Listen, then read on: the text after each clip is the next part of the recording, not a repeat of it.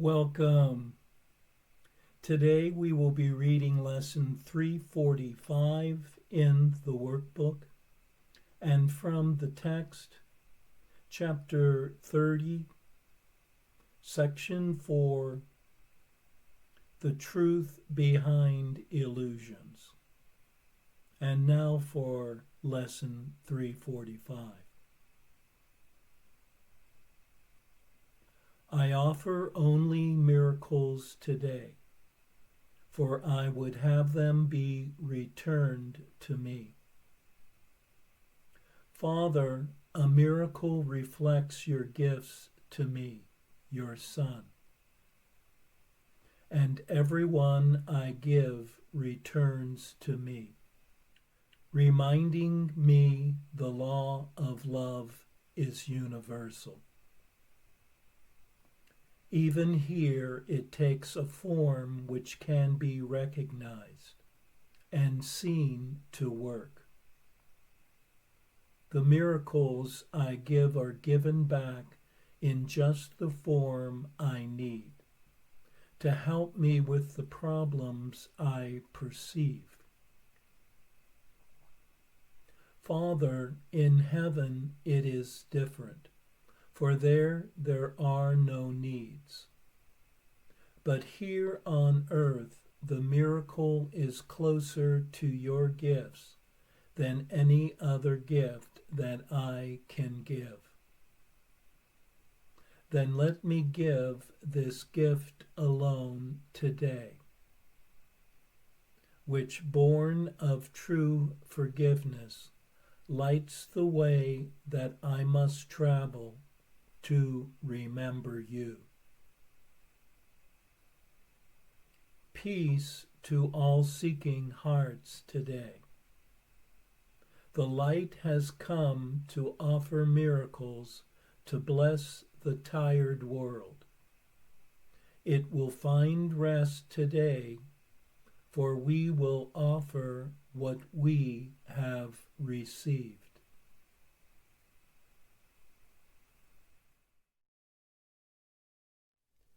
One offers miracles today by changing one's purpose from pain to healing. And with this gift, one will receive them in return. Miracles are a gift to both giver and receiver, for they demonstrate that it is as blessed to give as it is to receive. Finding its origins in forgiveness, the miracle points the way back to one's true home. It is in offering forgiveness that one is forgiven. The miracle, like forgiveness, offers within time and place, yet it prepares one for what is beyond time, into timelessness and the awareness of love's presence. Let one's faith in miracles today lead one to a world more lovely than the one experienced before. A world redeemed and healed.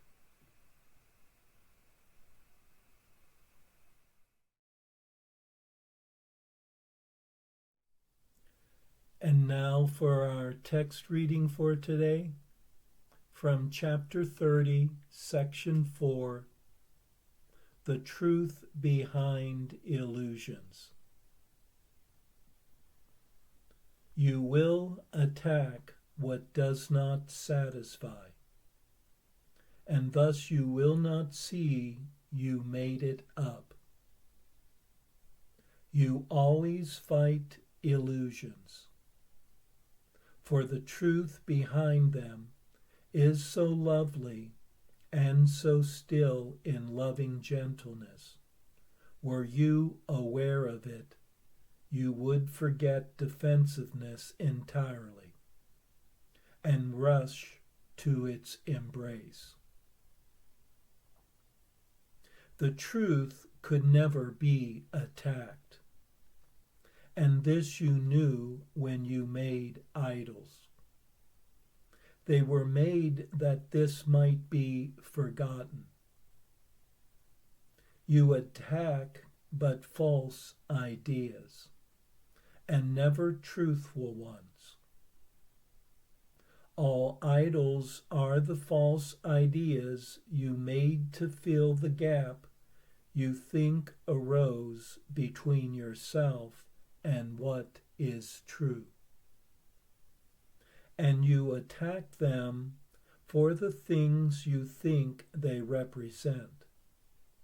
What lies beyond them cannot be attacked. The wearying, dissatisfying gods you made are blown-up children's toys.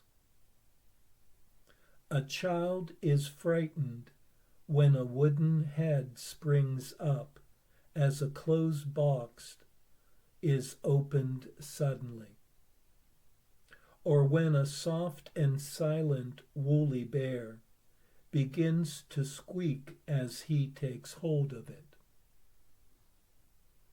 The rules he made for boxes and for bears have failed him and have broken his control of what surrounds him.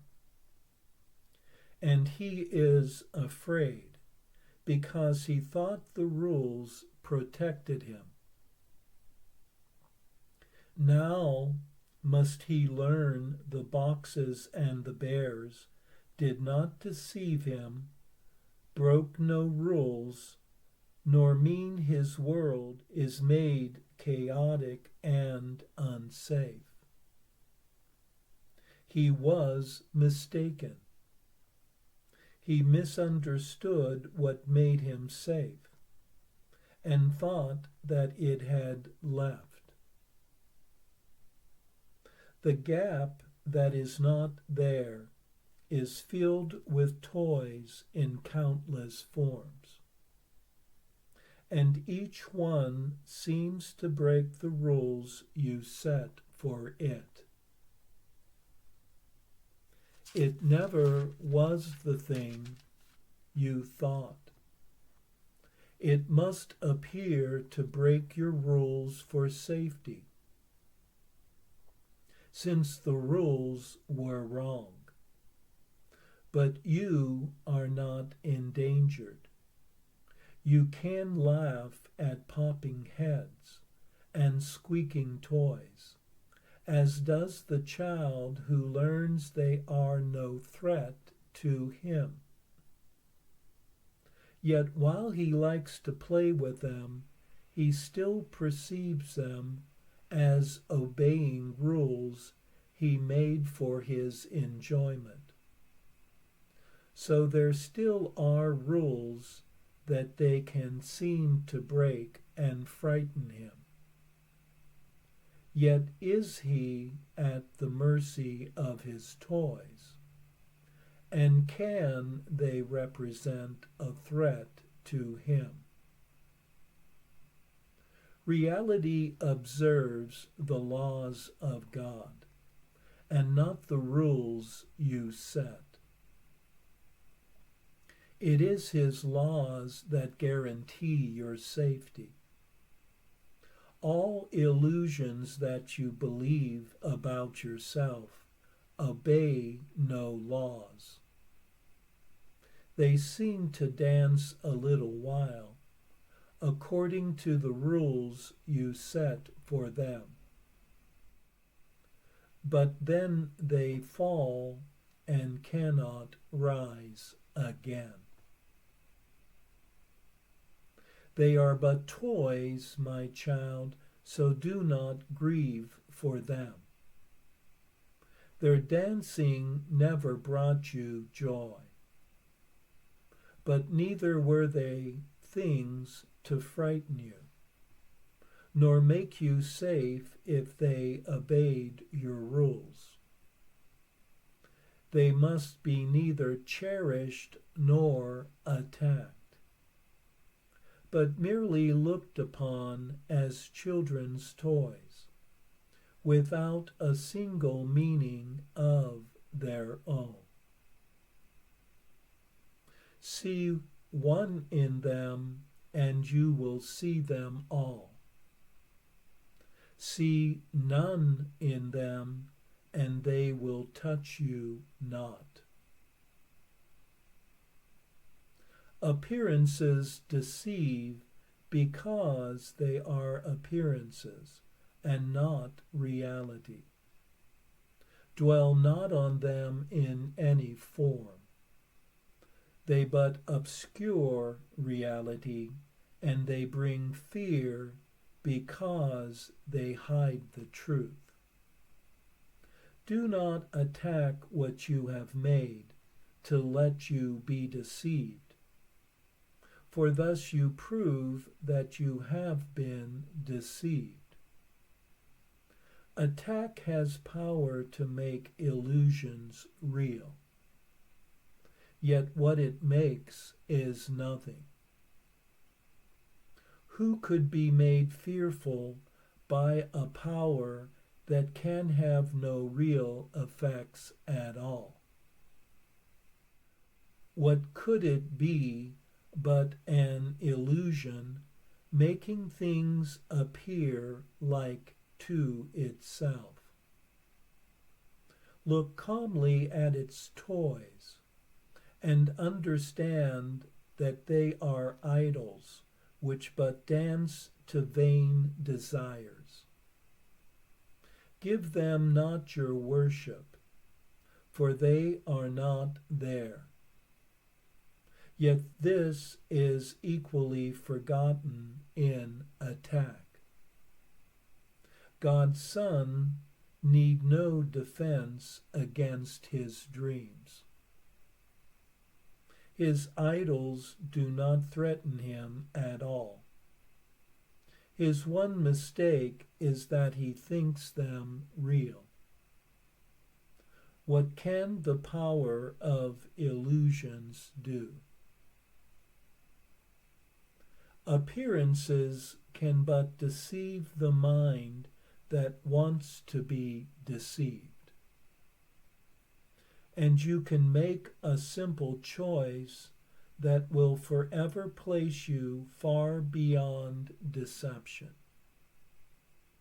You need not concern yourself with how this will be done, for this you cannot understand. But you will understand that mighty changes have been quickly brought about when you decide one very simple thing. You do not want whatever you believe an idol gives. For thus the Son of God declares that he is free of idols, and thus is he free. Salvation is a paradox indeed. What could it be except a happy dream? It asks you but that you forgive all things that no one ever did, to overlook what is not there, and not to look upon the unreal as reality. You are but asked to let your will be done, and seek no longer for the things you do not want. And you are asked to let yourself be free of all the dreams of what you never were, and seek no more to substitute the strength of idle wishes for the will of God. Here does the dream of separation start to fade and disappear. For here the gap that is not there begins to be perceived without the toys of terror that you made. No more than this is asked. Be glad indeed salvation asks so little, not so much.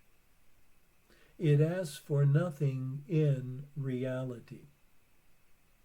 And even in illusions, it but asks forgiveness be the substitute for fear. Such is the only rule for happy dreams. The gap is emptied of the toys of fear, and then its unreality is plain. Dreams are for nothing, and the Son of God can have no need of them. They offer him no single thing that he could ever want. He is delivered from illusions by his will, and but restored to what he is. What could God's plan for his salvation be, except a means to give him to himself?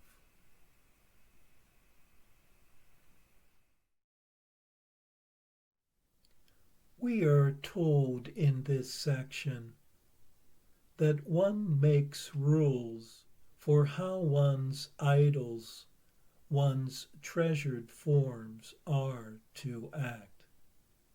And when the object or person does not follow those rules, one becomes frightened and upset. For one's rules seem to offer protection and safety from mayhem and chaos. Yet in truth, one was never in danger. One's rules were merely wrong.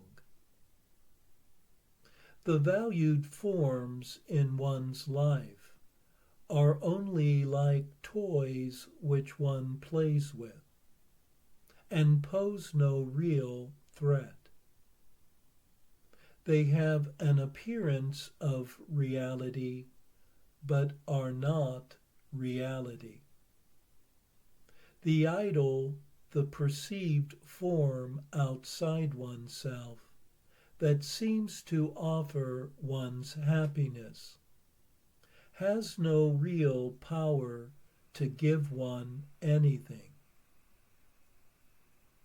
In this recognition of the powerlessness of all idols, is one freely released from the deceptions that appearances offer. For appearances but conceal the truth that lies behind the illusions.